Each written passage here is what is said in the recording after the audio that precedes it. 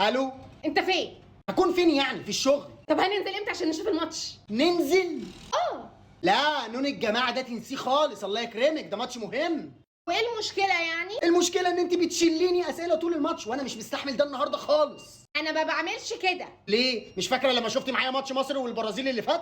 اه. مش قعدتي شوط كامل فاكره ان احنا اللي لابسين ازرق؟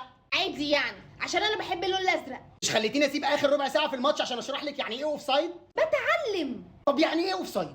يعني تسلسل. هتشل. اساسا انت اللي بتقولي معلومات غلط. ازاي يعني؟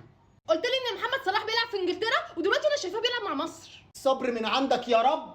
طب انا عايزه اشوف بقى مهند لاشين. اهو ده سبب كافي يخليني ما اتفرجش معاك لاني مش طايقه اساسا. انا اصلا بفهم احسن من حسام حسني ده. حسام حسني ده اللي بيغني، لكن مدرب المنتخب اسمه حسام حسن. ورافر يعني. بتفهمي احسن ازاي بقى؟ المفروض كان خد مصطفى محمد معاه. بقول لك ايه، اتكلي على الله اتكلي على الله. طب انا اتفرج فين دلوقتي؟ ما ان شاء الله تتفرجي في الحمام، مش مشكلتي. لا، ده ماتش مهم وانا عايزه اشوفه معاك. طب انت بذمتك تعرفي الماتش ده مهم ليه اصلا؟ طبعا. طب ليه؟ عشان لو كسبنا هناخد كاس العالم. اسماعيل انت بتعمل كده ليه؟ انت اتشليت يعني ولا ايه؟ ما انت يعني انت بتشلي عشان ما تاخدنيش معاك؟ مش الو. انت فين؟ هكون فين يعني؟ في الشغل. طب هننزل امتى عشان نشوف الماتش؟ ننزل؟ اه. لا، نون الجماعه ده تنسيه خالص، الله يكرمك، ده ماتش مهم. وايه المشكله يعني؟ المشكله ان انت بتشليني اسئله طول الماتش وانا مش مستحمل ده النهارده خالص. انا ما بعملش كده. ليه؟ مش فاكره لما شفتي معايا ماتش مصر والبرازيل اللي فات؟ اه. مش قعدتي شوط كامل فاكره ان احنا اللي لابسين ازرق؟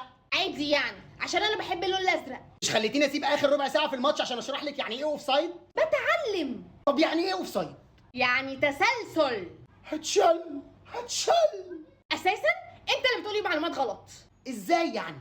قلت لي ان محمد صلاح بيلعب في انجلترا ودلوقتي انا شايفاه بيلعب مع مصر. صبر من عندك يا رب.